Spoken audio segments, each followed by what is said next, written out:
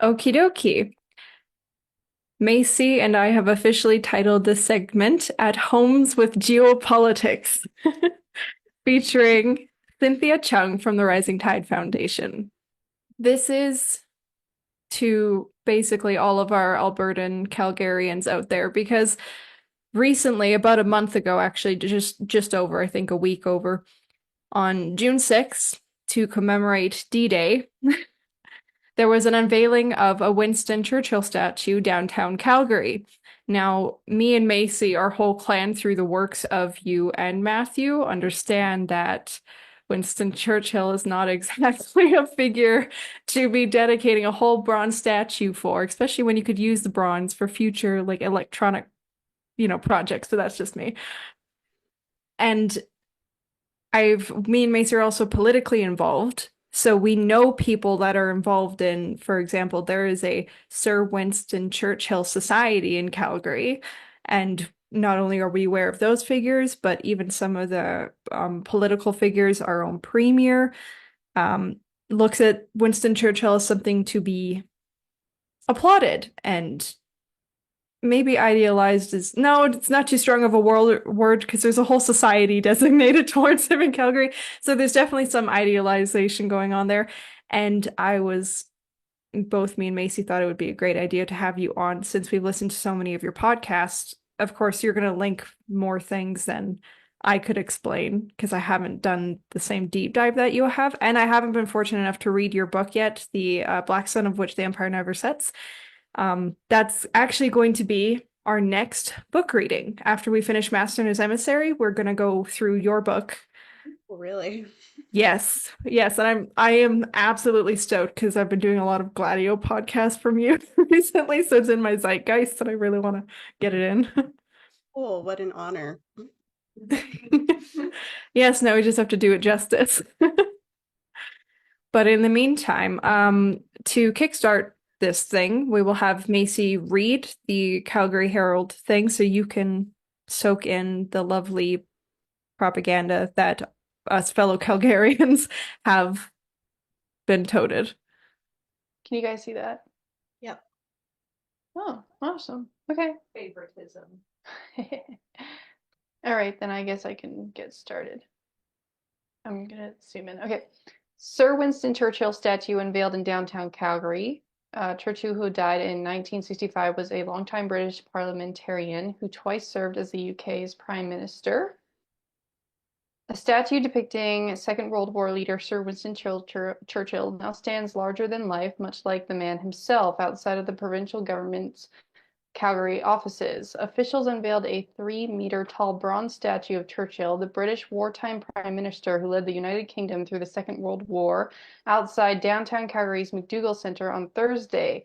The event coincided with the 80th anniversary of D-Day, when 160,000 Allied troops, 14,000 Canadian, stormed the beaches of Normandy, an invasion that led to the liberation of France and hastened the defeat of the Nazi regime. It's quite fitting that today we are unveiling a statue commemorating one of the greatest leaders of all time, said Premier Danielle Smith. Sir Winston Churchill's unwavering defense of democracy in the face of tyranny, injustice, and oppression is one of the reasons why we are free to gather here today. The towering effigy, crafted by Edmonton sculptor Danek Medensky, is the culmination of years' work by Sir Winston Churchill Society of Calgary, which raised more than $300,000 for the design and creation of the statue. Winston Churchill was key to preserving freedom and democracy, not only for his country, but ours and other nations, said Mark Milkey, the Society's president.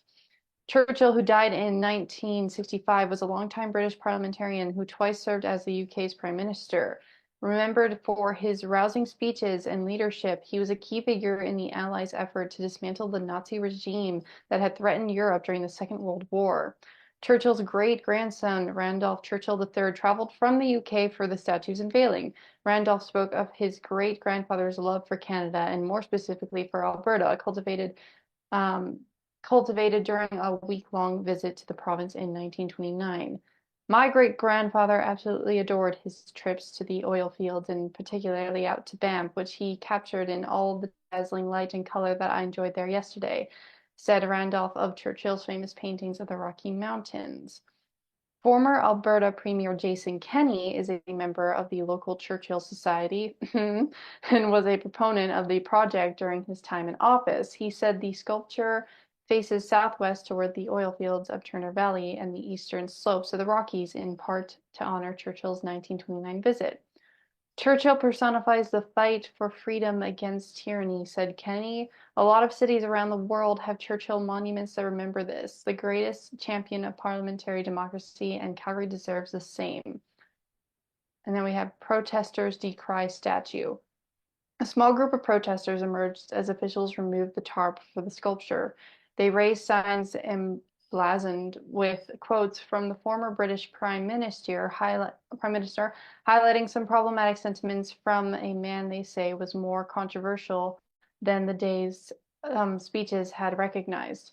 Historians have noted Churchill as a divisive figure. While largely remembered as one of the political heroes of the Second World War, critics often point to his history of racist remarks and policy as one of the leaders of the colonial British Empire.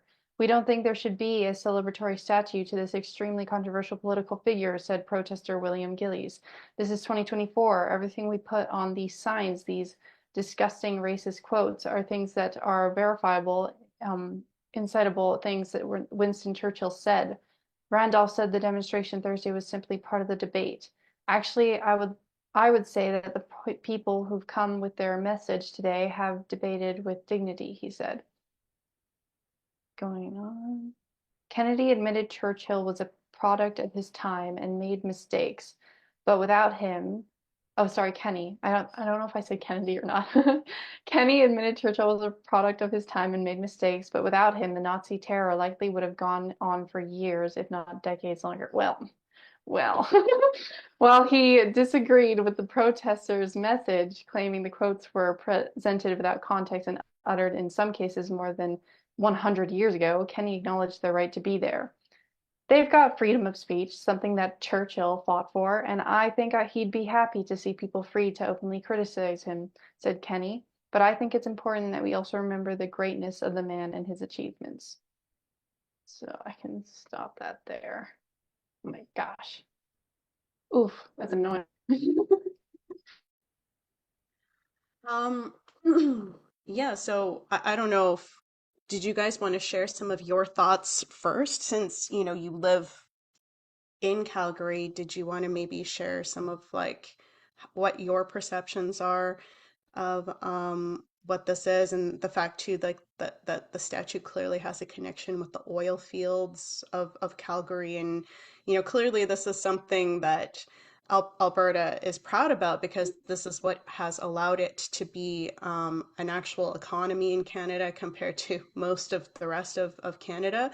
But how is Churchill, regarding those oil fields? I would argue it wasn't for the benefit of the Calgarians.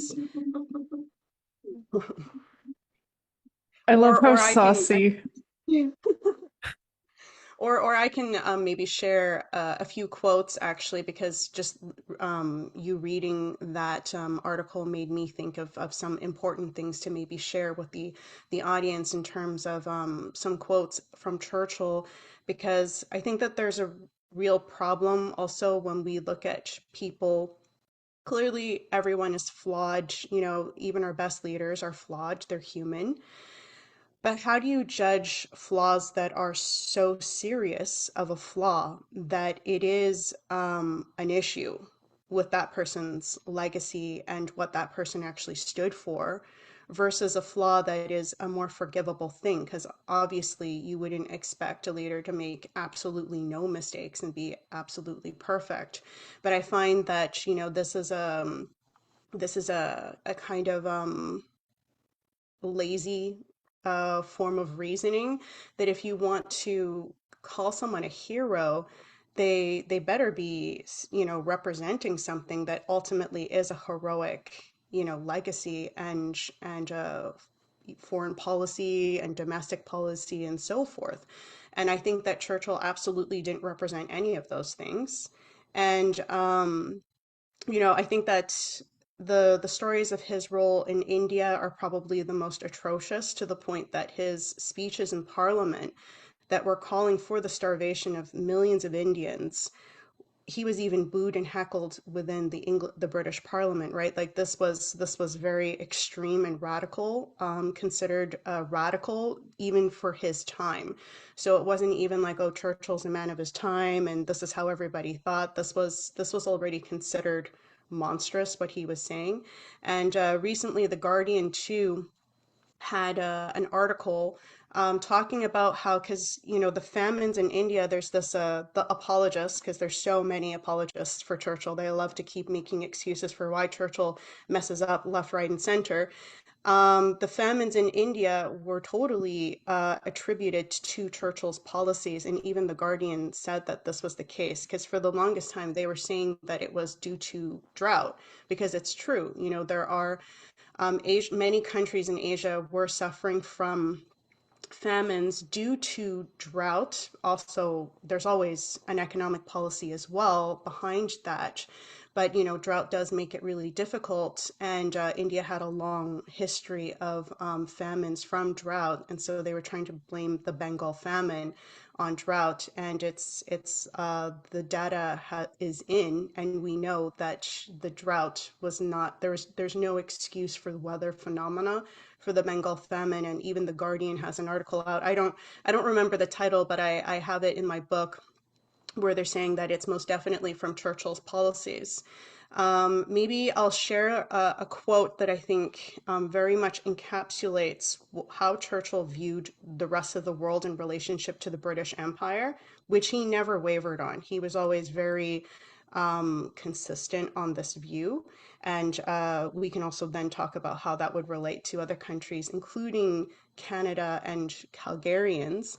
I guess I'll just share the screen actually, and go from there. Can you guys see? Yeah. So yeah, this is from chapter 2 of my book, and there's an article that Churchill published in 1930, where he talks about the United States of Europe, which is a confusing term, but I'm going to explain it further. But I just want to read part of the quote first. Churchill writes, "The resuscitation of the pan-European idea is largely identified with Count Coudenhove-Kalergi," and I'll explain who that is in a moment. "The League of Nations, from which the United States have so imprudently, considering their vast and increasing interest, absented themselves, has perforce become, in fact, if not in form, primarily a European institution." So maybe I'll explain a little bit, because I'm realizing it'll be hard for people to follow. So Count Coudenhove-Kalergi is actually the spiritual father of the European Union. He's the one who actually came up with the pan-European idea, which is pretty much what has shaped what the European Union is today. And they were making an argument. Kalergi was really spearheading this argument that we needed a United States of Europe. And what he was claiming was that, because the United States had started out as 13 colonies, and the way that the United States became an economic powerhouse was that they had formed an economic system, a banking system, a common currency, a certain trading policy amongst these 13 colonies that allowed it to start having communication, rather than everyone acting as some kind of isolated satellite of their own. And so this really was a massive boost for the United States, and it was largely using the Hamiltonian economics. And later on we would have Germany, Japan, Russia, China. Many countries were modeling themselves off of this American system structure that was under Hamilton. In the case of Germany, it was Friedrich List with the Zollverein. And so it was because Europe was in a position where it was not, it was understood, after World War One, basically we went from a system of having empires. You had the Austro-Hungarian Empire, you had, a certain idea of, the French Empire, the British Empire, and the Polish Empire, and so forth. But a lot of these empires kind of just collapsed after the First World War because they weren't doing so well. And the British Empire was also not doing great. They had to reorient themselves in terms of their relationship to the outside in order to, kind of continue as a force within the world, which I'll explain in a moment. But the point being is that most of the empires were collapsing, and there were republics that were being formed, which was, they were not stable situations though, because it wasn't really earned by the people either in many ways. And there was a lot of confusion as well, as in terms of like what was going to be at the foundation of the republic at the end of the day. And Kalergi was using what was a sophistry, basically, in trying to act like Europe with the European Union, right? That Europe could become stronger if they united, like how the United States had done with its 13 colonies. And at first that sounds like a nice offer, but it was the reverse. It was basically a trap to have sovereign nation states sign away their sovereignty so that they could become, something within a larger central jurisdiction that would have control over them, which is what the European Union is today, right? The European countries, except for Britain, of course, because Britain is always exempted from this, and it'll become clear why that is the case. All of the European countries don't have control over what their military does, what their banking system Mm. does, their economies, even their politics. There's like a central, European Union bureau that is also somehow playing a role in even the politics and how countries should be deciding, how they react to certain things. So this has totally crippled even countries like France that had a certain amount of sovereignty. These countries really don't have a large say in what happens in their future. So I think it should be quite evident now that it was the trap that it was, and it was never a real promise to become like a United States, because all of these European countries were sovereign nation states. The goal of the United States was to become a sovereign nation state. A lot of these countries already had that. France had that legacy. Italy, it's a complicated because they only had like independence and were unified actually quite late in the game, in like the late 1800s. So they were always, not in a great place. Germany too was kind of late. It was like the mid, 1850s abouts, or again late 1800s, where Germany was also becoming sovereign. So people understood that in order to like resist, in order to have some, I guess, stability, you needed to have some kind of power in your economics, your military, and politically. And so it was sold to them that it would be better if they united. Again, so it was a trap. And the trap was also within a League of Nations structure.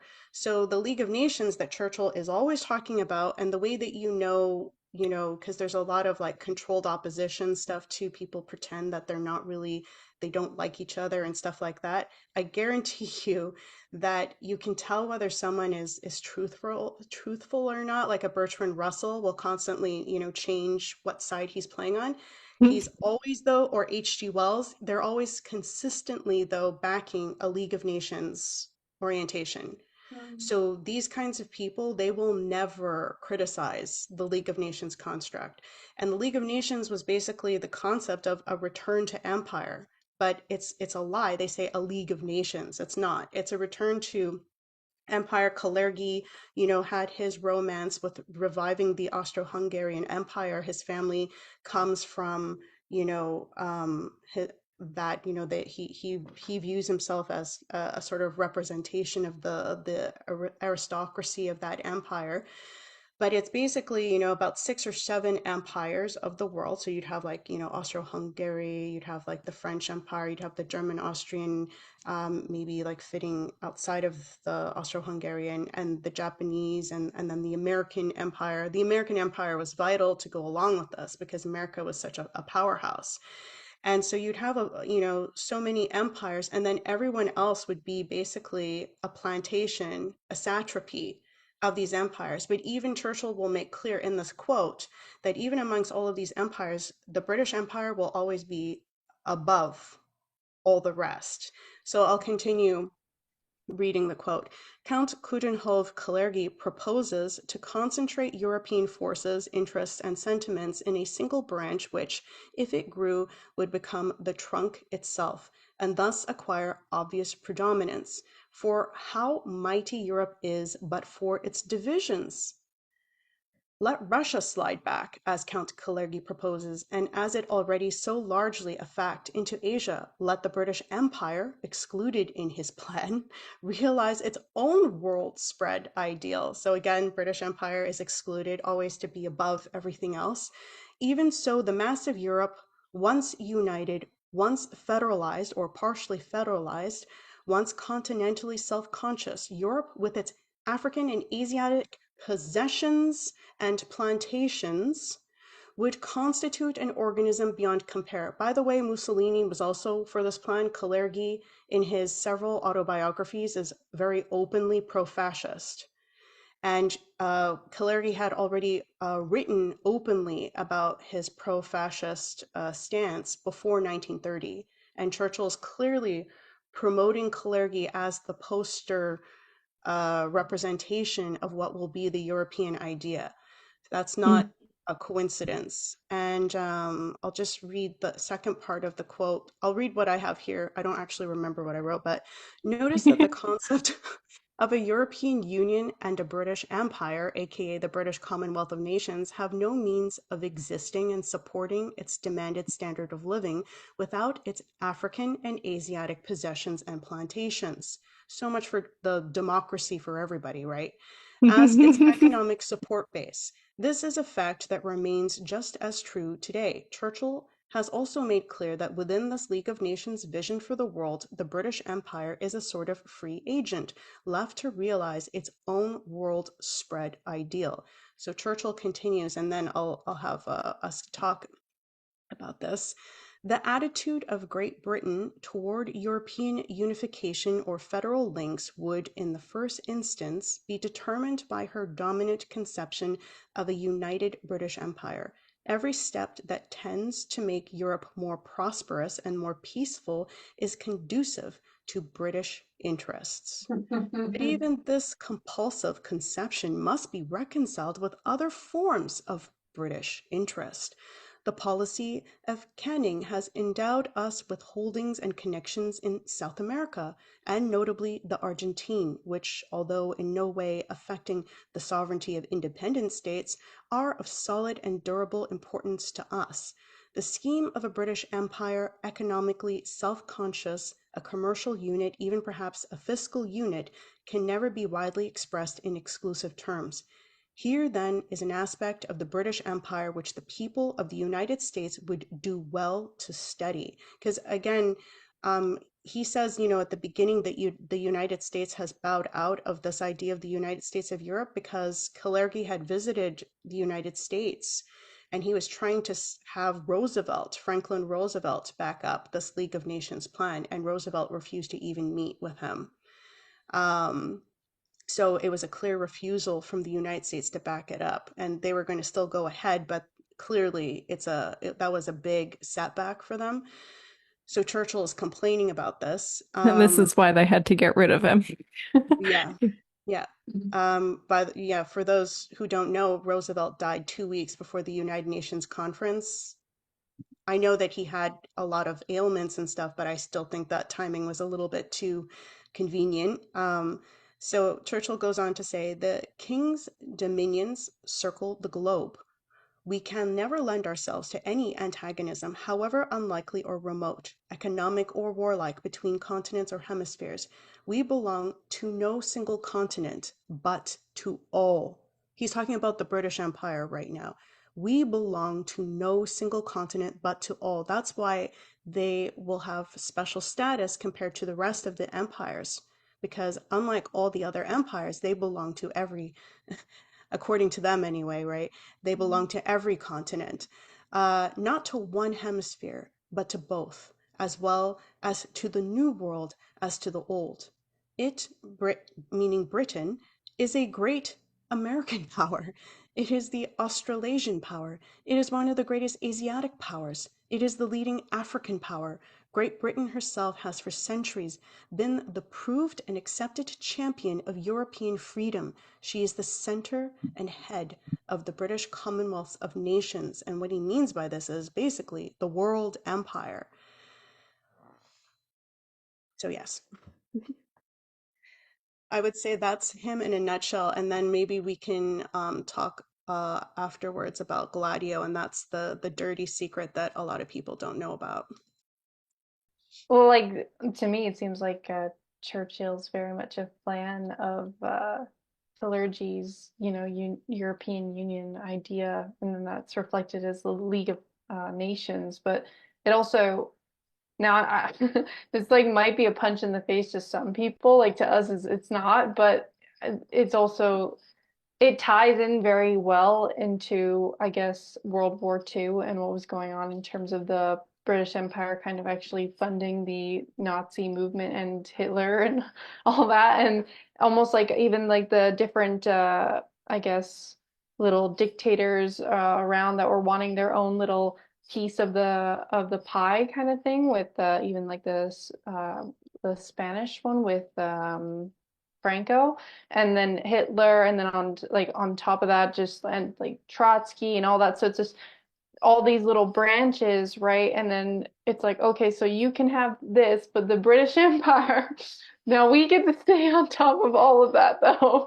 And I feel like a lot of people don't actually know though what I just said, that like especially not like people down to base that are going to be like for the Churchill Society. It's like I don't think that a lot of them actually realize what these NATO secret armies are that you write about in your book. And so I think that that might be a good stepping point because I believe that what were like I believe they were called what Churchill's secret armies, but we also call them NATO secret armies. So Yeah, the thing that people have to realize is that first of all, that Churchill clearly had favoritism towards the British Empire, which doesn't even mean the British people, by the way. It means the British establishment, which I guess you could say is best represented by the crown, which is more than just the monarchy.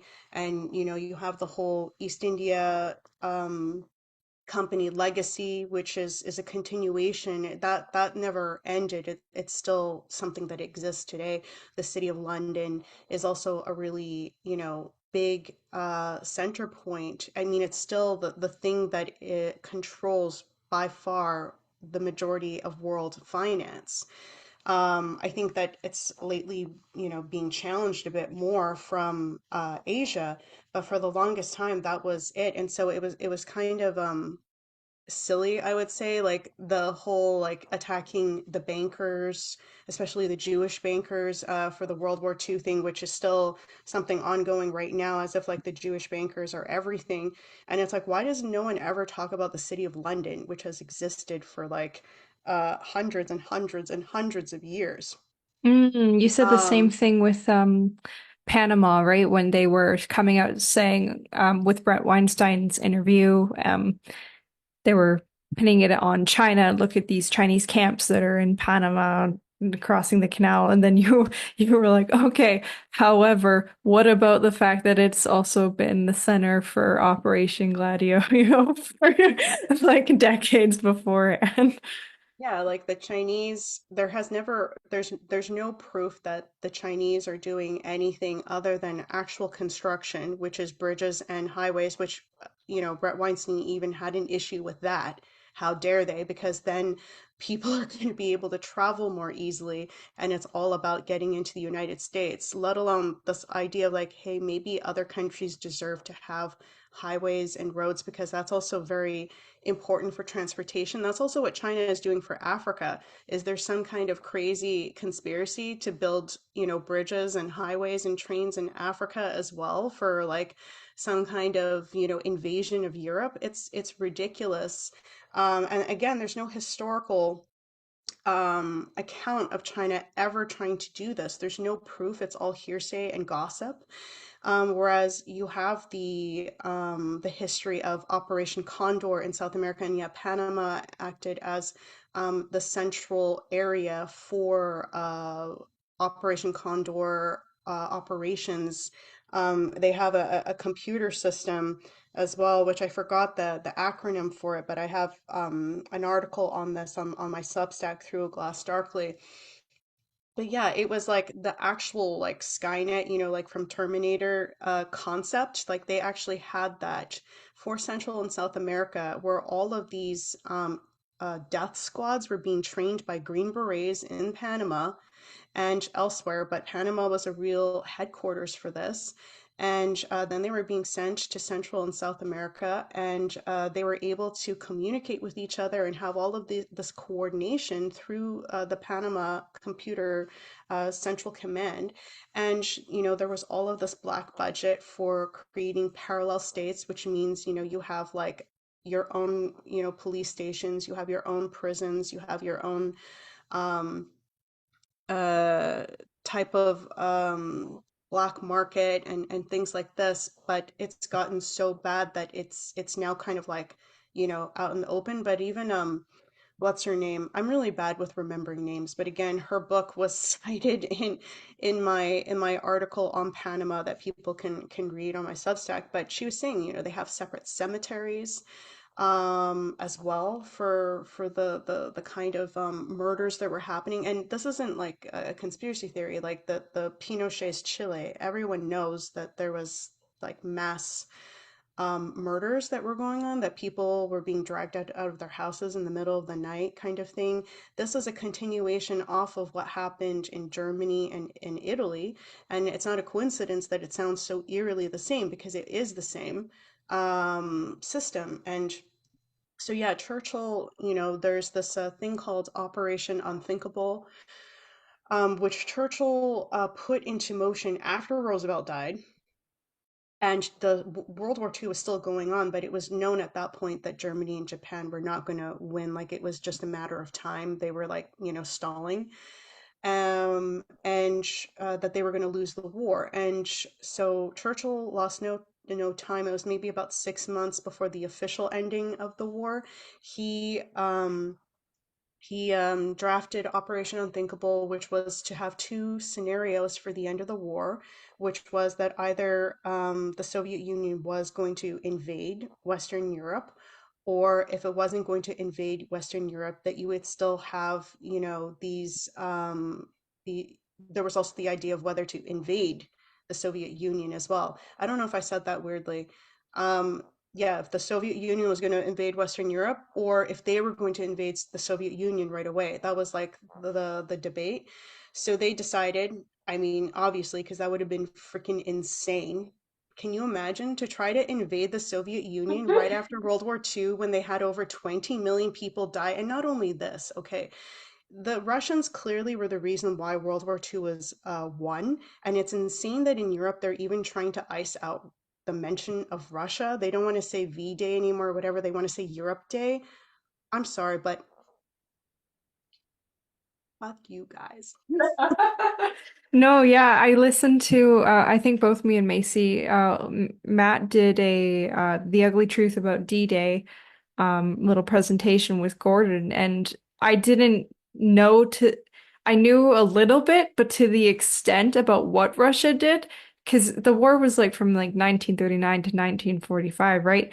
And we didn't actually, even the D-Day, Battle of Normandy, that's, so praised upon us Canadians in the West, United States, didn't happen till like the last the last Yeah, and little it, bit it of the was not a war. massive success. Like so many people died on that beach. It was like one of the dumbest strategies, but they try to make it heroic because so many people died instead of like massive incompetence. So anyway, yeah, like the German war machine, the Wehrmacht, was like totally oriented towards Russia. Like at a certain point, it was like all in, pretty much on Russia. Russia was like, and it was not looking good. Like it was not clear whether Russia was going to be able to survive this. And Stalingrad had completely been destroyed, and there was the attempt of the Russians in not Russia as a whole, but like for that city, for instance, they were trying to surrender. And I have it again in another paper of mine. It's titled on Roosevelt and Stalin, what revisionist historians don't want you to know, something like that as a title. Um, that Hitler refused any surrendering. So also the like. I'm sorry, I can't swear because if this goes up on YouTube, then I don't think that they like swearing, but um, it's such a crockery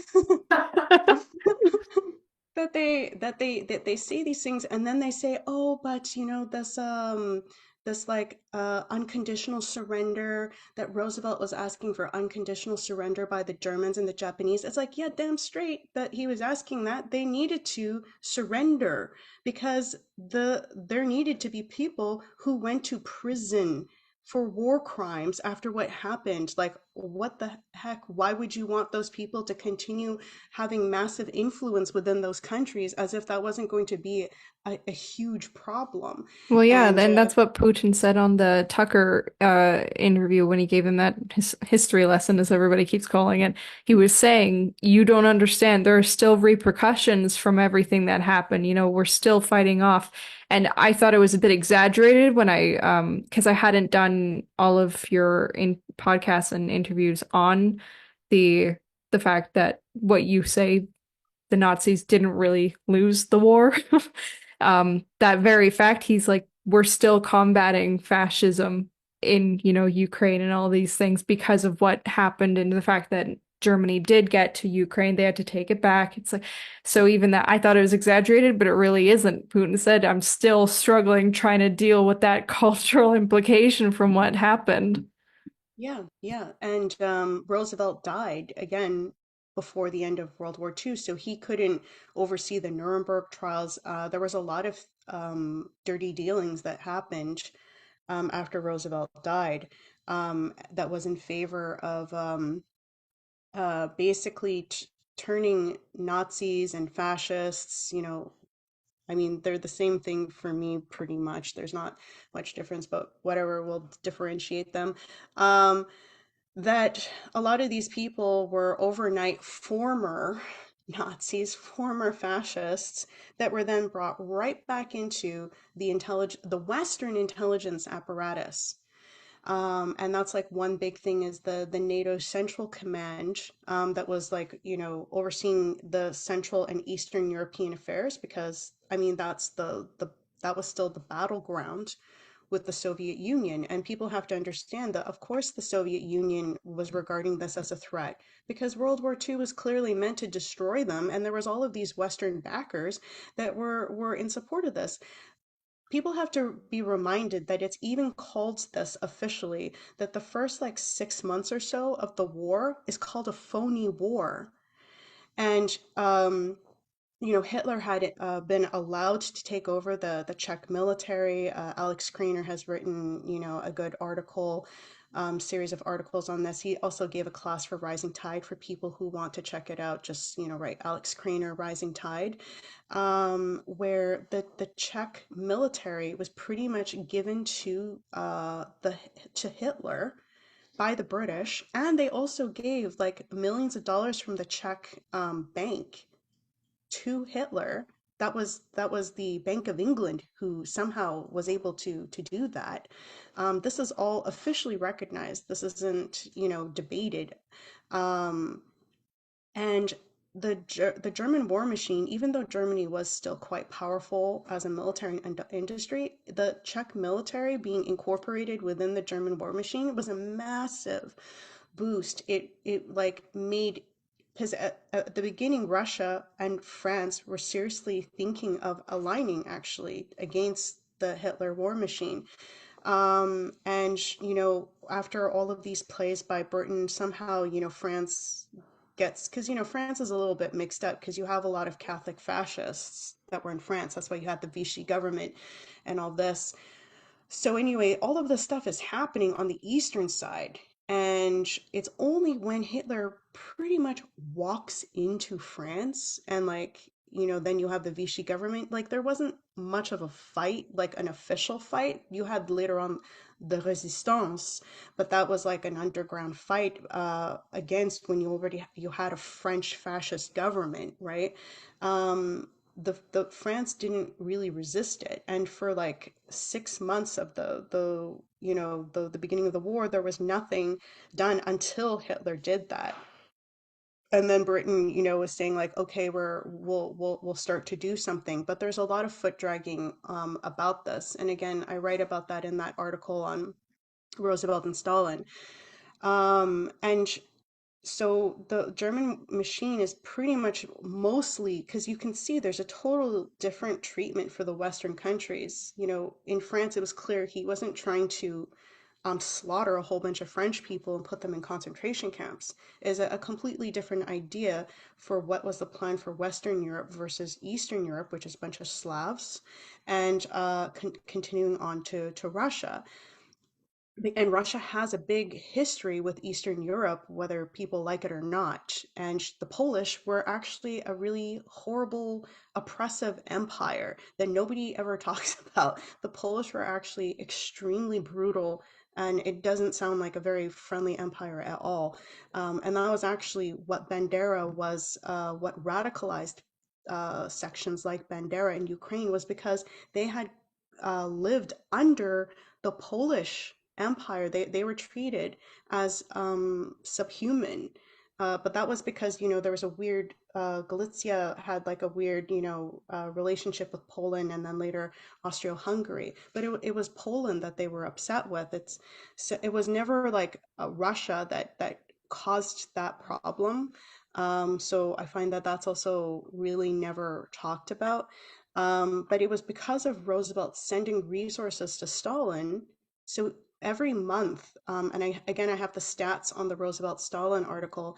Every month he was sending like crazy. Actually, let me find this because like the stats are actually really crazy for this. Yeah, and I'll put all these articles and interviews you're alluding to in the description when this is uploaded, because I haven't gotten a chance to look at these yet myself. And even this Polish thing, I'm reading an essay on Madame Curie right now, and it talked about how her family was Polish and they were very, very oppressed in like I think it was the late 1800s, but even that I'm still trying to piece it together and figure out these timelines because there's so much nuance.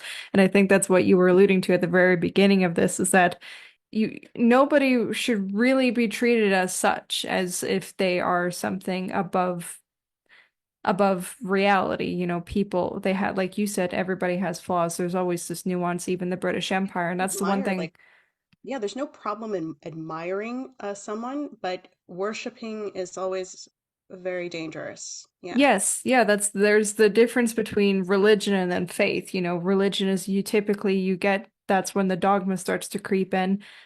Also acknowledging the fact that there are a bunch of oligarchies that have been co-opting religion since the beginning of time.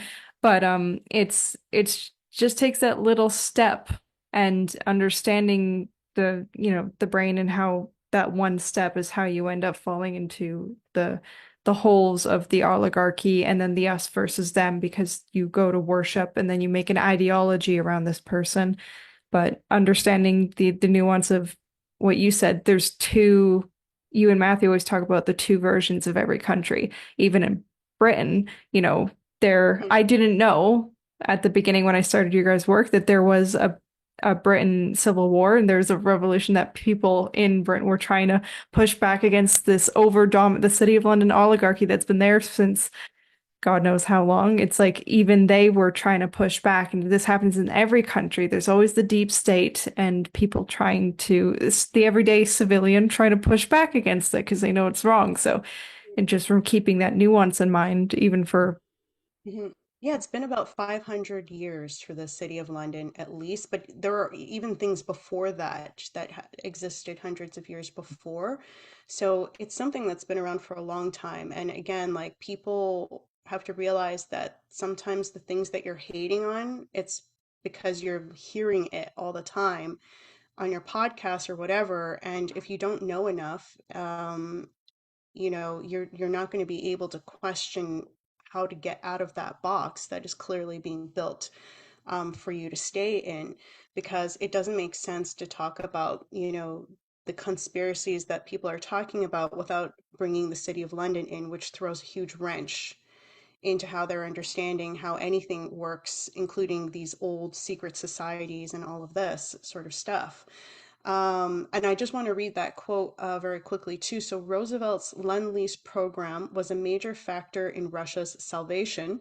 The list of goods that Roosevelt committed to send to the Soviet Union was astounding. It included shipments. Here, I'll share screen actually. There.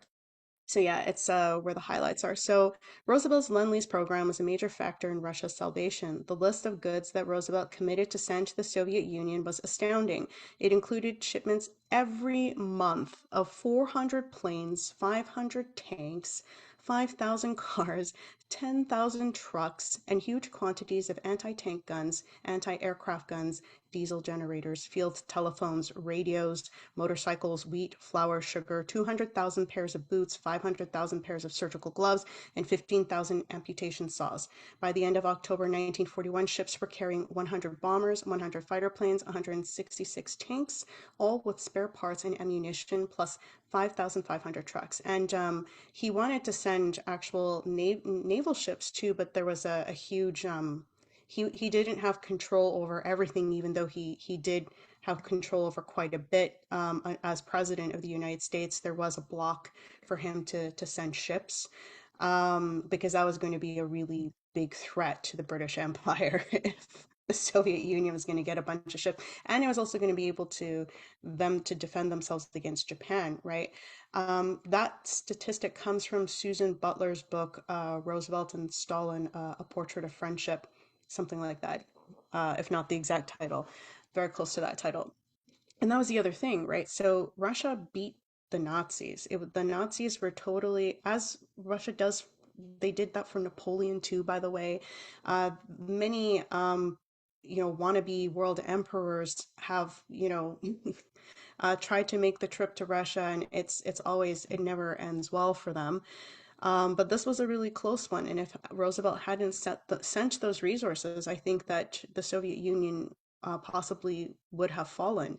But then after Russia beats the Nazis, the Americans had the audacity to ask the Russians to also go into Japan. And I think a lot of Americans don't realize that. And actually, there were people who were asking this because after Pearl Harbor happened, there were people like even Douglas MacArthur who was saying, like, I don't want to have like millions of Americans die in Japan. And so the idea was, hey, let's send the Russians into Japan. And Russia actually agreed to do this. So when World War II was still going, of course, Russia didn't want to risk, because they had a very shaky kind of agreement with Japan, and very luckily, because they kind of bluffed. They acted like they had a whole bunch of infantry stationed on the, because Russia is massive, by the way. Just think of like how much Russia had to defend in terms of territory, but Germany on one side and Japan on the other side. They lied about how many how big their military was stationed along the eastern coast, so that Japan wouldn't invade. And there was like an agreement that they weren't going to do anything if Japan wasn't going to do anything. So Japan was kind of left free to burn everything else along the eastern Asian coast, which, by the way, people also don't talk about enough, that Japan's horrible, not just genocide, they mutilated, they tortured people, obviously rape, but like really horrible forms of torture and mutilation on the Asian people before burying them in mass graves. Um, but anyway, so once Russia is successfully beaten Germany, then Russia's like, okay, Germany is no longer a threat. We will go into Japan now. And Russia actually went into Japan, and a lot of historians say that it was actually Russia that got Japan to surrender. It wasn't the atomic bombs, as we're told. And the bombs were actually dropped when Russia was in Japan, and Russia was not given notice that Oh, those bombs wow. were going to I be didn't know dropped. that. So That's a that's how nice way of shitty saying the thanks for your help. Americans, yeah, that's how shitty the Americans have been. And the Russians did this because they wanted to show that they were clearly in acting in good faith, goodwill. Can we like, get along? We clearly are not going to, you know, And we they repaid didn't them with a have to go Cold into War. Japan. Yeah. Churchill then says, like about not even like 2 years later that the Soviet Union is the enemy. And so here's the thing. The Operation Unthinkable, Russia never actually invaded Western Europe. And some people are so crazy to think like, oh, well, he wanted to, but he never ended up doing it. Like, listen, if we're gonna talk like this, like, you can just imagine anything that you want and then make up an excuse for why it didn't happen. It's like, it's almost like a bad form of thought crime. Like you're trying to blame someone, but it wasn't even their own thought, it's your thought, but you're insisting it was their thought. But anyway, so Russia never did that. And so Churchill's like, okay, well, we'll have the stay behind armies, which became known as Churchill's secret armies. And guess who were people who were brought into those things even while World War II actually was happening? So here's another actually dirty part of history I'm going to talk about in a moment. But you had actual Nazi, they were still Nazis, it was still during World War II, who were part of the, oh, sorry. Yeah, thank you. I forgot to stop. Okay.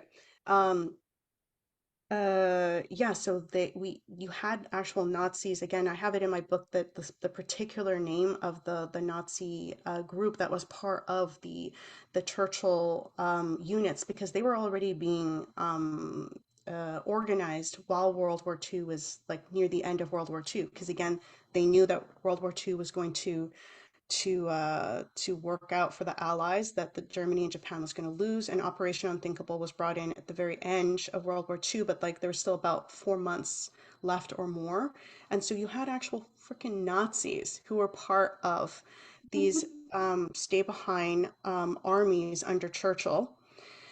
And then again, we had Nazis who were in charge of when NATO eventually did form. We had former Nazis, who were in charge of the Central Eastern European Command of NATO for like 17 years straight.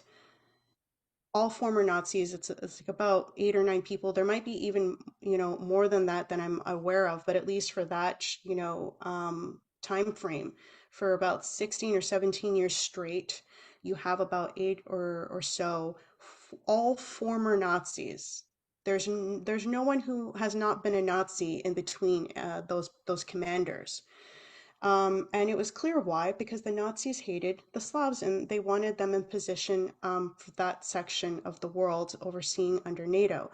And NATO is a continuation of Churchill's secret armies. So anyway, these secret armies, now we know because there's been declassified material that came out, especially in the late 90s. It's one of the biggest declassifications that has ever happened, which included the Nazi files and also the Japanese fascist files that the CIA, FBI, and other intelligence institutions of the United States released. And it's like over 8.6 million pages. It's like, I think the biggest declassification of information. And obviously, it took researchers years to go through the material to start actually compiling and understanding what happened. And increasingly, it was understood that there was this thing called Gladio. So, nobody, again, this isn't a conspiracy theory, it's officially recognized through these documents that there was such a thing as Gladio, which is the name for the Italian secret army. So every country had a secret stay behind army. Um, and Italy was the first to be like massively publicly exposed, and so that their name was Gladio, and then it was just called for everything else. But every country has like a different name. Sorry, before I go any further on that, I just wanted to say very quickly too that during World War II, to show that Churchill is actually a fascist, and that the Mhm. fascists are not pro-nation state, they're actually pro-empire and pro-monarchy, is that when the Greeks were fighting, they at first were fighting the Italian fascists under Mussolini, and they were doing a really great job. And these Greeks were Stalinists. They were communists that were Stalinists, and they were Stalinists. So that's the thing, is that not just the Soviet Union was fighting directly, but you had Stalinists in like Spain, in Greece, and many other places, and they made up the bulk. I would say only like in France was there something that was not um, what seemed to be, something really influenced by a Stalin network, but otherwise it was mostly Stalinists who were fighting the fascists. And so this is a very big deal that people need to realize historically, is that so the Greek Stalinists managed to fight back the Italian fascists, so they were gone. Then the Nazis came in, and the Nazis were also having a hard time. During this time, you did have British soldiers who were fighting with the Stalinists to help with fighting, because obviously, it doesn't look good if you start not fighting the fascists. But um, there was an issue where it was clear that they were going to fight back even the Nazis. And so what the British did is they created that was one of the first places, Greece, where they launched their own secret army. They made it because they were the other secret armies you could call were sleepers.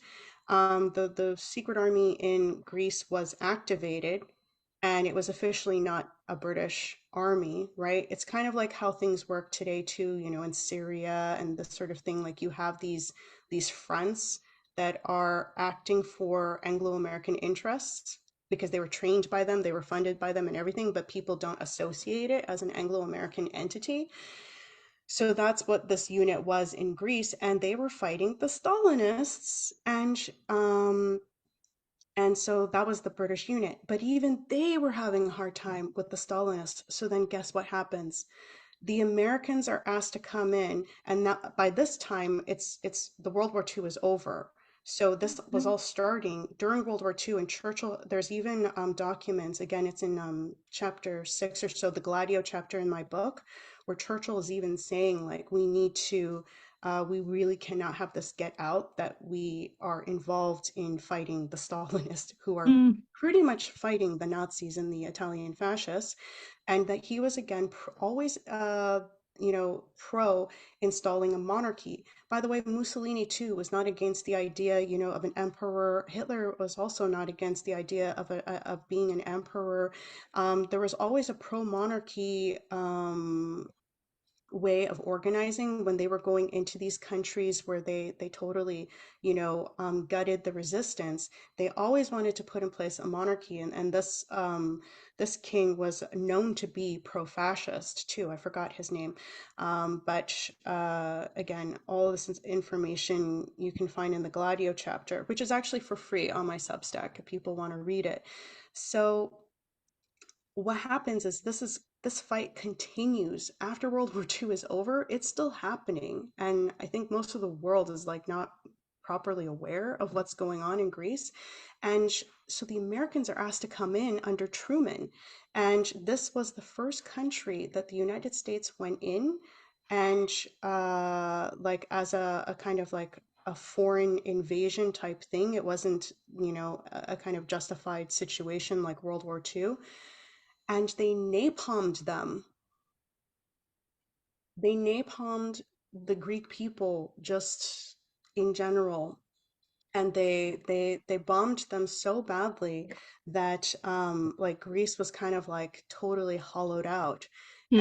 And Greece became then one of the first countries to be brought into NATO after being like totally destroyed. That was the Truman Doctrine that was used as an excuse. I forgot now how they were framing it, that they needed to take over Greece now because it's after World War II to protect, there's too many Stalinists in Greece, and we need to protect the Western world from Stalin. So we need to eradicate these people. And it was so quick too, right? Like between Truman getting in right after in that same time frame, the Cold War speech, um, the Signal Agreement, and the Guzhenko affair, and the creation of NATO, which was like 1949, if I'm not mistaken, or something like that. It was like really so close after World War II. They just got right on it to start literally taking one of your biggest allies in the war, Stalin, and then flipping it on him. And they did it in less than 5 years. It was like insanity. A lot of this gets me curious though, because I think that one of the questions that might arise in some people's brains is like, well, why Russia? You know what I mean? And I feel like obviously you and Matthew have gone down a long history of like why specifically Russia. But I feel like also it sets I the mean, why stage for did they want to destroy Russia? yeah, but it also sets the stage for a bigger picture in terms of also the, because you were mentioning near the very beginning of this that they were also kind of trying to blame everything on the Jews. You know what I mean? And so, and I believe you said, I was watching one of your podcasts that you did, and you were saying that it was actually Kalergi's father who was saying that there's like Reformed Jews and non-reformist Jews, right? And that's funny because I was listening to Richard Poe's work, and he was saying that Churchill made in one of his articles the exact thing, saying that there's bad Jews and there's good Jews. And the good Jews are the ones that are pushing for this greater Israel Zionist like push, right? And and then the bad Jews would be the ones that were affiliated with like the Russians. And so I'm like, okay, so this kind of pans out into a bigger picture of like why specifically are they trying to stir stuff in these specific parts of the Middle East, and how does that relate to why they're trying to stir up Russia, especially even now today with their Ukraine war going after World War III for this thermal nuclear war project. It's like, what? I know that's like a huge question, actually, if you were to deep dive in it, but It's a really what? good question. But yeah, so what do you think is like the connection there, and why specifically that? Sure. I will answer that. I just want to finish with the Gladio thing just for the sake of the readers who don't know anything about what I was talking about, which was that these secret armies continued along with NATO. So it was working with NATO, and it was under Churchill's whole, plan, but the communist invasion never happened. And so it's now been recorded that these secret armies started to attack the citizens of these countries to terrorize them, and they were placing it as false flags. So they were blaming it on communists, these terrorist acts, and then they were using them to try to coax people towards far right-wing governments. But also, not only this, but they were responsible for the assassination of even democratically elected leaders who didn't even necessarily have like any kind of relationship with the Soviet Union at all. And Olaf Palm is also a very famous name that's associated with this. Enrico Mattei, is one of these very good people who was assassinated. None of these people had like they're not Stalinists by any measure. De Gaulle was also, he had multiple attempts on him. He was not a Stalinist, but it was so crazy that people were, if you were not for war, you were called a Stalinist kind of thing. Like if you were not for war with Russia, you were like called a Stalinist. And that was the same thing with Kennedy, right? Like that pamphlet that was passed out like a few days before he was assassinated, they were they were calling him a communist. Like it was becoming really dumb with like who was being called a communist at this point. And it was really at the end of the day attacking true democracy, true nation state towards far right wing governments, which would ultimately align towards a central command, which is always under a League of Nations construct. So the League of Nations construct is still valid today. So that's partially, answering your question, Macy, is like what is all of this towards? It's for the League of Nations construct. Um, so the United States and Russia in particular during that time were the biggest resistance towards that. And you can see that very clearly during America's own Civil War, during Lincoln's presidency, where you have again that great quote from Tsar Alexander II. Okay, so this is again another article, Why Russia Saved the United States, on my Substack. So Tsar Alexander II gave an interview with the American banker Wharton Barker on August 17th, 1879, where he says, and it was published in 1904, where he says, in the autumn of 1862, the governments of France and Great Britain proposed to Russia, in a formal but not in an official way, the joint recognition by European powers of the independence of the Confederate States of America. My immediate answer was, I will not cooperate in such action, and I will not acquiesce. On the contrary, I shall accept the recognition of the independence of the Confederate States by France and Great Britain as a casus belli for Russia, and in order that the governments of France, and I believe it was Napoleon III who was in charge of France at this time, because France was originally an ally of the United States in the American Revolution, right? But then you have the Napoleons, the Bonapartes that came in, and they were not good. So the recognition of the independence of the Confederate States by France and Great Britain as a casus belli for Russia, and in order that the governments of France and Great Britain may understand that this is no idle threat, I will send a Pacific fleet to San Francisco and an Atlantic fleet to New York. All this I did because of love for my own dear Russia, rather than for love of the American Republic. I acted thus because I understood that Russia would have a more serious task to perform if the American Republic, with advanced industrial development, were broken up, and Great Britain should be left in control of most branches of modern industrial development. And I really feel that that says it in a nutshell there, is that and again, this tells you it's not a communist thing, right? The what Russia represents is not something that you can just say was like, oh, it was Stalin or whatever. This is a continuation of Russia under Tsar Alexander II to Stalin, resisting what Great Britain represents as its form of an economic system that's based on slavery, and a kind of feudalism that is equated to slavery, where large sections of the world are going to be plantations and so forth. That's why there's this backing of the Confederate States, and the Confederate States plantations, their cotton plantations. Guess what? They were getting paid by Great Britain, the country that supposedly got rid of slavery and blah blah blah blah blah. Yeah, they were still using slavery everywhere else in the world. And by the way, the working conditions for their own people in these cotton factories were horrendous. And there's actually a lot of books, Charles Dickens, but other, people have written about it, where the people who've worked in these cotton factories, a lot of them being women and children, because it wasn't like, physically intensive work. The cotton was going into their lungs. The cotton was like floating all around in the air, and they were breathing this in, and they were slowly suffocating. Um, and there was no choice.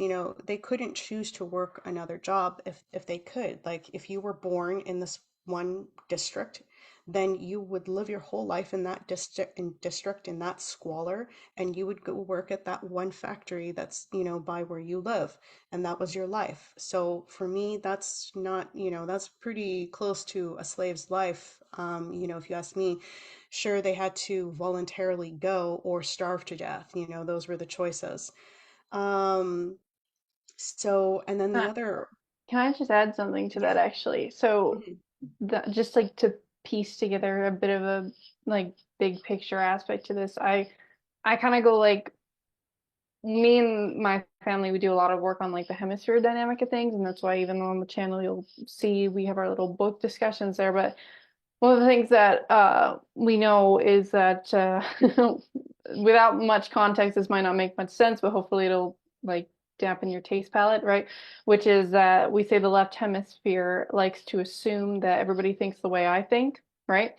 And so if you have some oligarchical power like the British Empire that's trying for this League of Nations type idea where they're like, I want to impose my will on everything, because again we also downstream kind of tie that into the hemispheres, and we kind of explain as to why a part of our brain does this thing where it wants this ultimate power, it wants this comfortability, control, right? It's this, it can be on the micro to the macro, right? And that's exactly what we are seeing when it comes to this oligarchical power. But it goes back into what Maddie and was saying because of you and Matthew's work, which is awesome, is the fact that there's two types of versions of things, right? So even with Great Britain and like the British Empire and how we attribute it a lot to like right now in the scenario that's like, hold on now, like they're actually more so the baddies than what it is that we've been led to believe were the baddies, like with the Soviet Union and all that, right? But I think that when it comes to the idea of this feudalistic system and also just needing to get, I guess, this gladio operations going, like why the division, why all the stirring of things, right? To keep that, I guess, feudalistic nobility breadbasket picture of what's going on.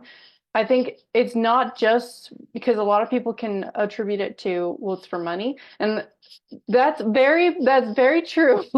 Like that plays a big role, but it also has to do with comfortability as well. Like it is a psychological, like, no, we think our will is the right way. We think it's right. It's what we know. If it ain't broke, don't fix it. Those type of basic mentalities. But also, it's going back to why I'm saying sometimes people think, well, everybody thinks the way I think, right? It's like, because I was thinking about this the other day listening to a podcast, and I was like, what Russia and China right now, project wise, are doing. It's like, why wouldn't you want to get on board on BRICS and join in this? Like, to me, I'm like, common sense says do this thing, but they are not doing this thing. And I was like, well, why is that? Is it just for money? And then I was like, well, no, I don't think it's just for that. I also think that it's like, if they were to, I guess, go along with that, the uncomfortability and uncertainty with maybe the idea in their own heads that, well, then that means that Russia wants their own ultimate power and dominance because that's what I want. And so again, you're assuming that they think the way that you think. So you're like, well, that can't happen. I can't allow that to happen. And then same thing with China. And so whereas you're not understanding that it's like, no, what Russia and China are aiming towards is more so this idea of cooperation, hence why they've invited you to come onto these projects. Let's work on space projects together. Let's just basically explore as human beings what is our potential, right? But that's not, and we kind of again attribute it to left hemisphere and right hemisphere, almost war of hemispheres, because like what all of these have in common is human beings who have brains, right?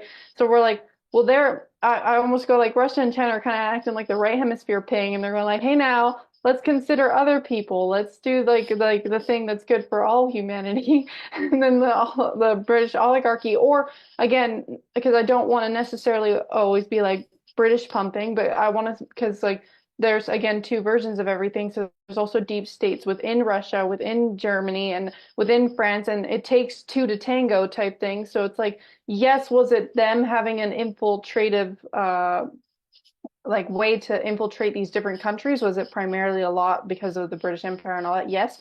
But also the fact that there were consenting officials that obviously have chosen to do this thing, hence why in the French Revolution you can even have a Napoleon in the first place, right? It's like there's still those aspects of these are individuals where they're okay with the thing, because that again, this idea for power and control and comfortability for lots of different reasons that are complex it's in every human being, right? So I just wanted to like add that to like the bigger picture because again, also like why do the whole Russia thing and trying to push this Zionist Greater Israel, and then it plays into like trade routes and like what Russia and China are trying to do with the BRICS nations in terms of building railways. It's like even that plays its role because the British Empire, right, was maritime at the time, or maritime empire, right? So they had to mainly go along with sea routes. And then if Russia and China and the US got together and were like, well, you know what we could do? We could just cut out the middleman and just do it ourselves. The British Empire don't get anything from that. So they're like, well, excuse me. So of course they're going to try and subvert that. But so that was just my little like trying to put in some context. But Yeah, and I think that's really useful. And I don't want people to get the idea that there's like something against the British people. And just to be clear, the British people were also treated badly they're continuously treated badly under the system. And it's more about, as you were talking about, it's an ideology. So like the British Empire doesn't have a love for what you could call is the best of British culture, the Shakespeares, and so forth. There's a lot about the British culture that is really good, and there was until not that long ago, anyway. Still a lot more interesting sort of political debates that were happening in Britain that you would hear compared to other democratic nations, I would say, although it's really tough in Britain because things are quite controlled still. But it's not about the British culture or the British nation state. What I'm talking about is something that actually wanted to kill the nation state. And that's I think the thing that we're talking about when you're saying that every country has like two sides. It has the side that can be radicalized in one way or another. So we have to be aware, right, that like our cultural identity, our heritage, our story as a people, that's important. I'm not, and that's why, that was the false blame, was that the Nazis and the fascists were a logical outcome to nation state. That's not true at all. They were anti-nation state. They are imperialists. They are all like wannabe emperors. It's not a nation state construct, and they're not going to care about what the people choose, in these situations. I think that was made very clear. But so you have these things that will want to destroy what is a proper nation state. So a proper nation state, the way that Matthew and I have defined this, and you can see from historical examples, again, with the Hamiltonian system, with the Friedrich List system of the Zollverein, things that it's very closely tied to economics. And economics is usually the first thing that happens, is that you have to have economic stability. You have to have, because that's also what causes, a lot of these areas to be radicalized. Ukraine, for instance, guess when the neo-Nazi groupings started in Ukraine? Pretty much the year that the Soviet Union dissolved and Ukraine was no longer under the Soviet Union, but the Ukraine then signed on with IMF and they went into massive debt. I have a Oh, statistic in one of my articles actually that I can probably find pretty quickly. It's quite amazing. Ukraine was gutted economically, not by the Soviet Union, so they were actually doing the best economically under the Soviet Union. And again, I want to make it clear, I'm not a communist. I don't identify with, I don't think that communism is the right answer.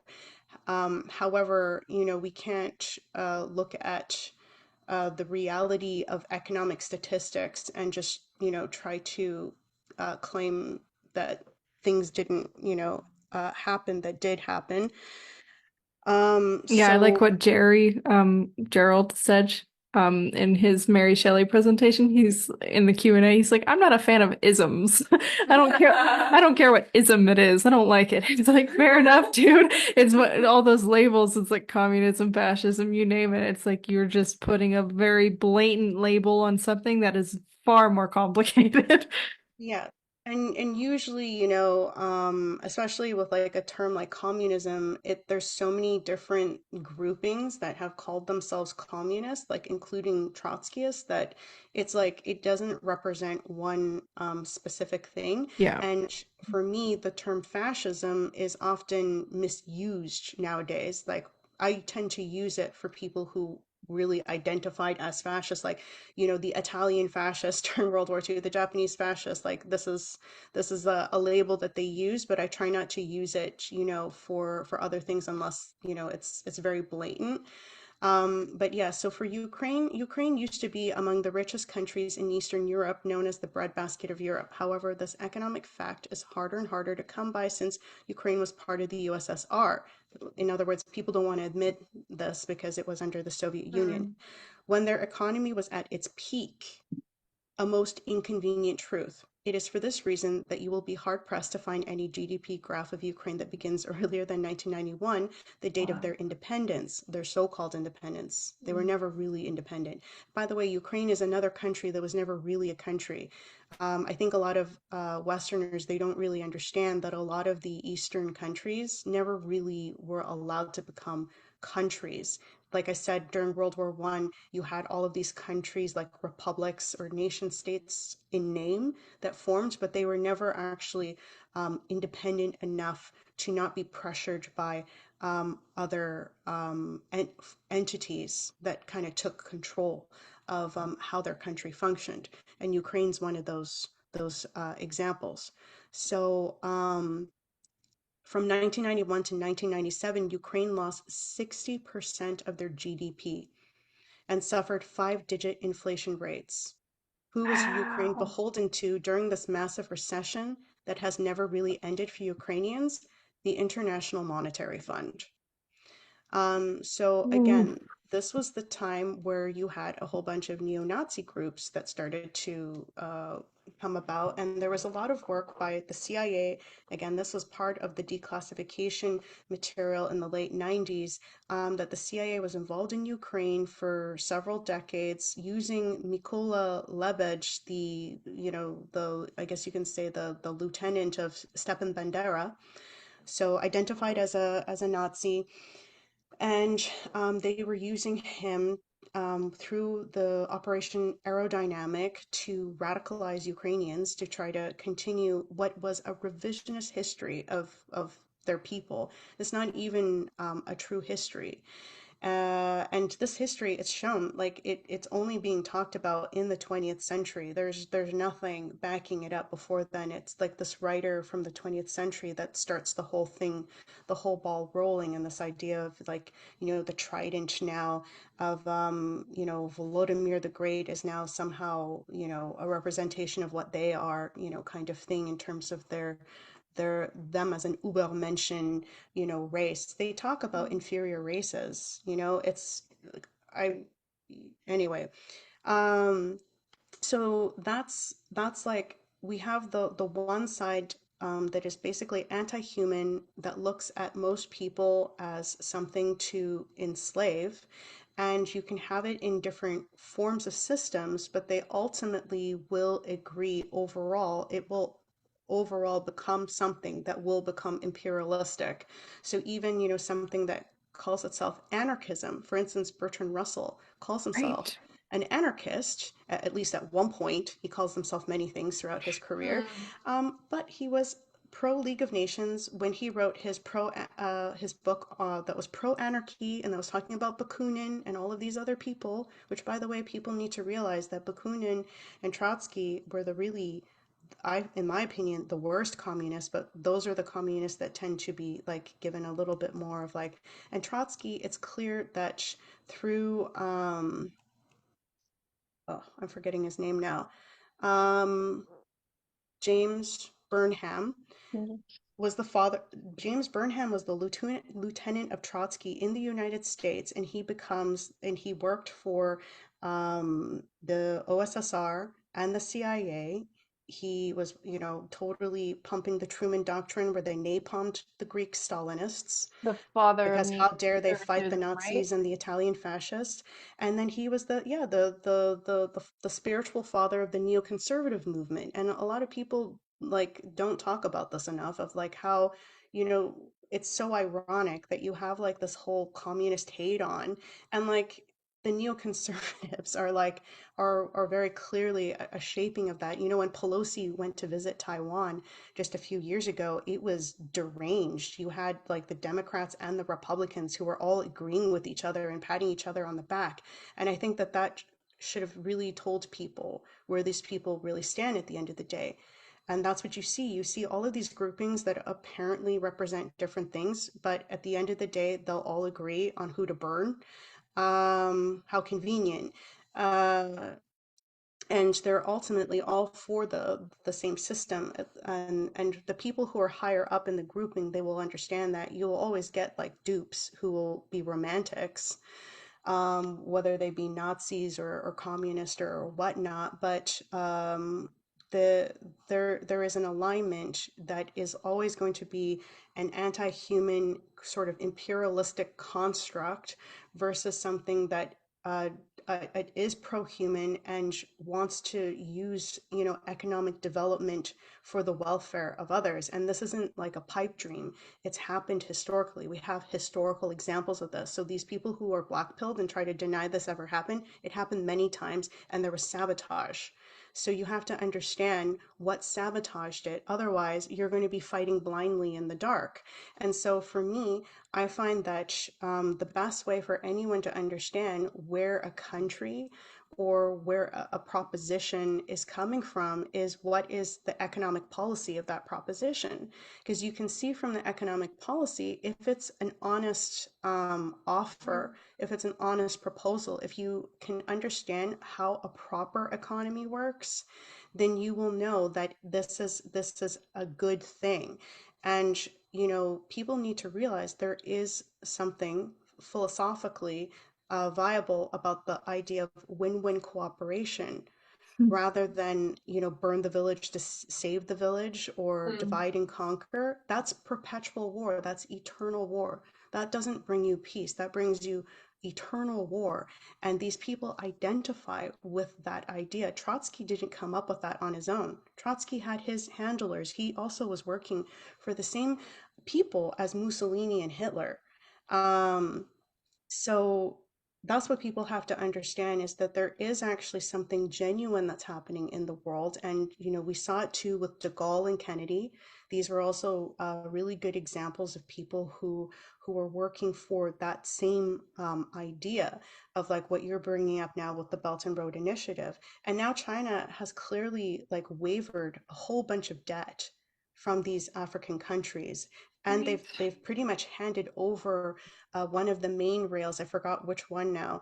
Um, I think it's the Djibouti railway line, to the Africans to manage, because obviously you don't want to hand it over right away because you put in a lot of money.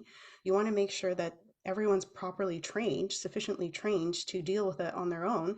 And now and also there are so many Americans that are being trained in Chinese universities to return back to Africa and to become, you know, leaders and to manage these like projects that require you to have like a high level of engineering knowledge.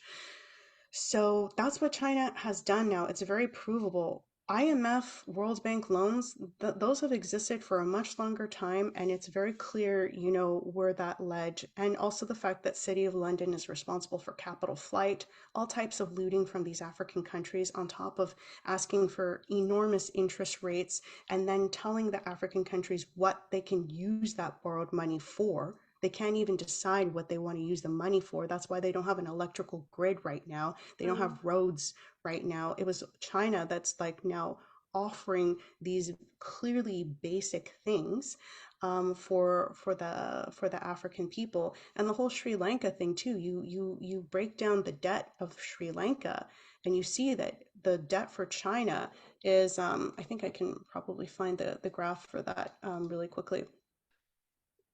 So here's the Sri Lanka debt, and you can see China, 10%. I'm good. I remembered 10%. Japan, 10%. Asian Development Bank, which by the way, mostly Japanese on that board, not China, 13 at the time anyway, 13%. World Bank 9%, other 9%, 2% India, 47% market borrowings. What are market borrowings? Um, so we say here, so who owns this 47% market borrowings share of Sri Lanka's foreign debt? Well, according to Nikkei Asia, which is a Japanese news agency, very well respected as well, and not friendly to China, the world's largest financial newspaper based in Tokyo, Japan, sorry, that's Nikkei Asia.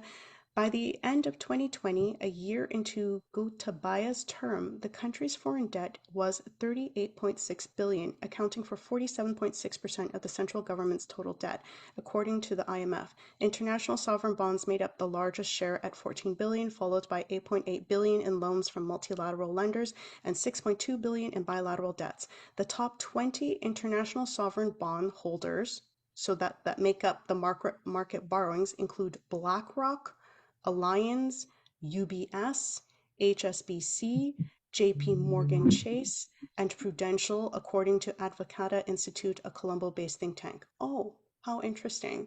So it's actually the Westerners, the Western banks, who are, and HSBC is an English, it's a British bank, even though it has Hong Kong, Shanghai. That was from the Opium War when Britain took over Hong Kong and Shanghai. Its headquarters are in the city of London. These are all Western. And they were blaming China when it's 10% China. And by the way, this graph is from Germany, DW, a very big German news agency, which is also not very friendly to China. So, how interesting. Actually, this is an interesting thing for statistics. I think I'll also just share this too.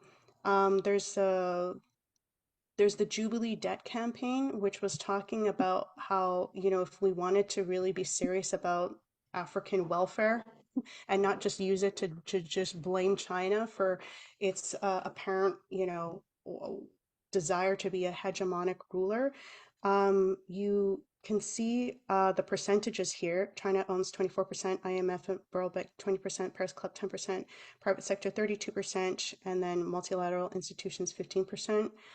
The Center for International Policy's Africa program, based in Washington, D.C., tracks and analyzes U.S. foreign policy towards the nations of Africa. Interestingly, they conclude, as debt crisis looms, there has been a growing demand from various advocacy groups for debt cancellation and the issuance of special drawing rights from the IMF. According to the Advocacy Network for Africa, the SDRs, the special drawing rights, are the IMF's reserve currency that could enable countries to boost reserves and stabilize economies, helping minimize other economic losses without any cost to the US government. Although SDRs offer African countries a lifeline, the US has yet to support the initiative, adding yet another hurdle in their attempt to break free from their debt trap. In addition to advocating for SDRs, organizations like the Jubilee Debt Campaign are also urging the IMF to sell its stockpile of gold to cancel the debt of the poorest countries. According to the Jubilee Debt Campaign, the profit from selling less than 7% of IMF's gold, worth $11.8 billion, would be enough to pay for canceling all debt payments by the 73 countries eligible for the G20 debt service suspension initiative for the next 15 months, and would still leave the IMF with $26 billion more gold than the institution held at the start of the year. Wow. The effort of debt cancellation advocates seem to continue to fall on deaf ears as the IMF and the World Bank refuse to make any move towards canceling the debt of African countries. The bank's hypocrisy is observed in the fact that it continues to pressure China, Africa's largest creditor, who's actually building things, to cancel its debt to poor countries while itself has yet to cancel the debt it is owed. Wow. And China actually has canceled a lot of that debt. Well, of course the IMF doesn't, because if they cancel it, right, then how does the interest keep stacking up? How do they get the extra money?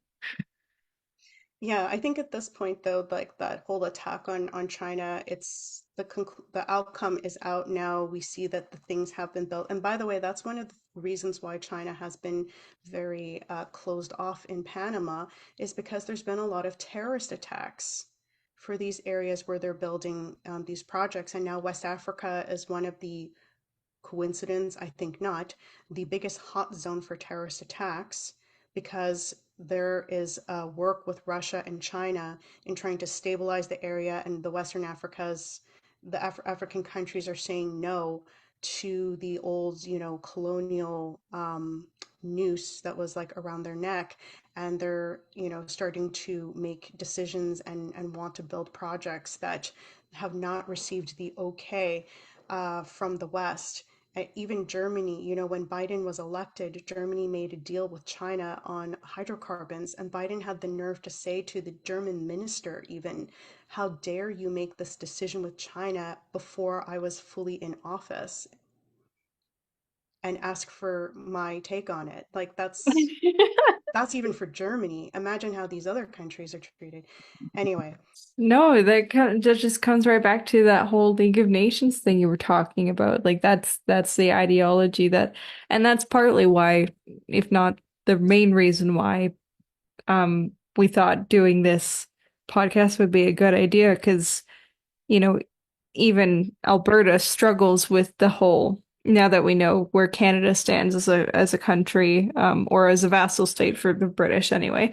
Um, Understanding that, you look at even our resources, we also have, um, our money has to leave Alberta, and our product, our oil, we have to actually buy our oil back after exporting it externally. And then trying to do interprovincial trade is a pain in the butt.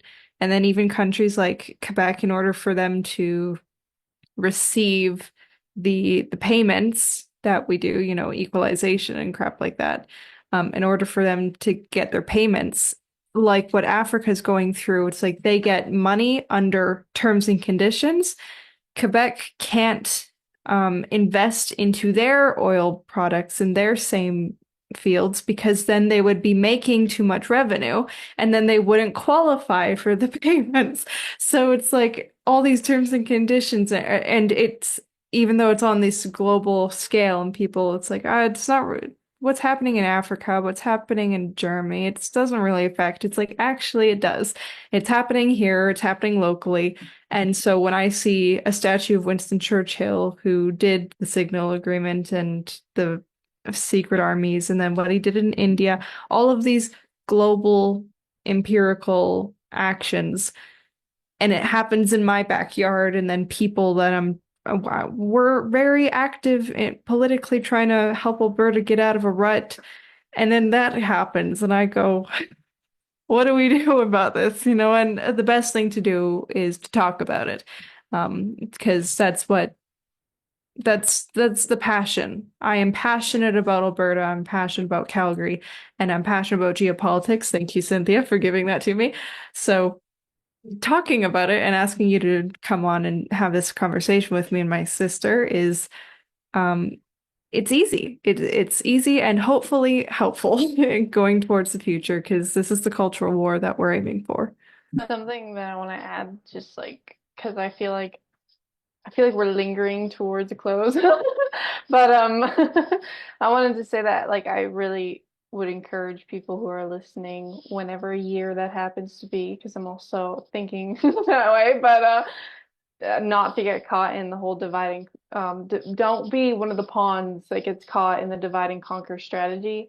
Because even now, I'll bring it back like a bit full circle, even to like the Churchill idea, where it's like, guys, this he was the war secretary during the time of the Bolshevik Revolution and literally helped Trotsky promulgate his, I guess, plot with what was going on in the Russian Civil War. And it's like, and this guy Trotsky was what Cynthia literally just described, which was just this guy who was like, permanent war and revolution, and like, we got to spread our tentacles everywhere, you know what I mean? And apparently I was listening to something, you can correct me if I'm wrong, but that Trotsky was also affiliated with Jabotinsky, which I believe is what Matthew was saying, and that if that's the case, then Jabotinsky was also in charge of like the terrorist night raids that were promulgated with the Zionist movement that was like way downstream of the British oligarchy that are trying to promote this same divide and conquer strategy that we literally just witnessed with Palestine and Israel, right? So, and then I saw that during that time, like another thing to set off the neuroticism is like, oh, well, on the right side we're like Israel, and on this side we're Palestine, and blah blah blah. It's like, guys, again, coming back to what I just said, please don't be a pawn that gets stuck in the divide and conquer strategy where you're picking one side over the other, because you're not tying it into like, pay attention to who people's friends are. I feel like that's an important thing. It's like, well, you get to know a lot about a person and a country by who they surround themselves with, and the BRICS and what they're doing and what they're surrounding themselves with, they're creating a good friendship. And if you just have to watch the actions, and then you have to look at ourselves in our own backyard and be like, well, what are we doing? And then Maddie's right. It's like, then even look even less in your own backyard, and hence why looking at Alberta and comparing that to the rest of Canada, like Quebec, it's like, yes, we're as Albertans angry at the fact that we have to like keep giving out equalization payments, but let's also sympathize with the people that we're giving them to, because we're also not helping them out either, because then they can't actually start to develop themselves. So it's like this, we got to be paying attention here. But yeah. Yeah, and I would say for people too to think about like, the 20th century up until now has been mostly this idea of perpetual warfare. And James Burnham wrote The Managerial Revolution when I think it was in 1943. And, when he wrote it, it still looked like it was feasible that Germany and Japan were going to win. And so he said a very telling prophecy that he thought that Germany was going to win and we should just like accept it, basically, is what he was saying. But he said that there will still be many wars that will be needed to solidify this. And he says about 16 or more wars. Very interesting comment to be writing during World War II. And that's basically what it's been, right? It has been a perpetual warfare a situation. The Americans had a moment of like resisting this, especially with the Vietnam War. There was such a disgust with that, but the 9/11 really kind of rejuvenated it for a lot of people in strange ways, because even people who recognized that 9/11 wasn't a real, uh, it wasn't a natural act of, it was an inside job basically. And even the New York Times an interesting article talking about how the FBI knew that there was going to be an attack on the building like weeks beforehand.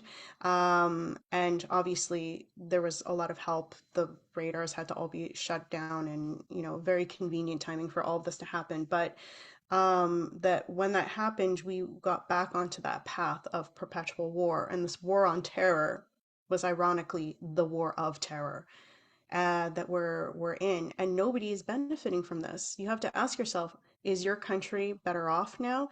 Is your country more economically stable? Has the prosperity increased? Has your industry increased?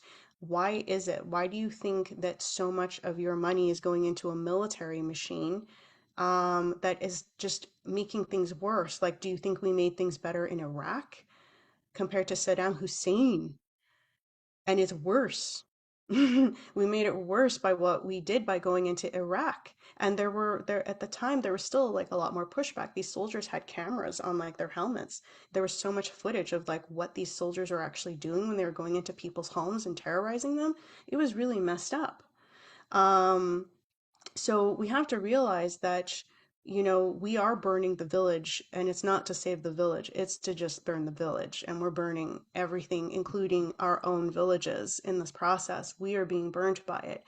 And it's very clear after like, almost like 100 years of war, nobody who's partaking in this is benefiting. You have to realize that you're being suckered into something. Yeah. That's paramilitary, which I'm so pumped to do your book. That is probably one of my biggest takeaways after this conversation, just how many times you referenced it. I was like, I did not realize how much I'm missing out on. Yes. Which I guess would be a great time, Cynthia. Lovely. Will you tell everybody where to find that book and where you are? Sure. The best place is my Substack page, Through a Glass Darkly, by Cynthia Chung. Make sure you write my name because there's a few Through Glass Darklys. And my book is The Empire in Which the Black Sun Never Set, which you can find info on my Substack very easily on this because you can get it on Amazon. Unfortunately, it's hard for us to find other things other than Amazon, but you can also buy the PDF off of us through Gumroad.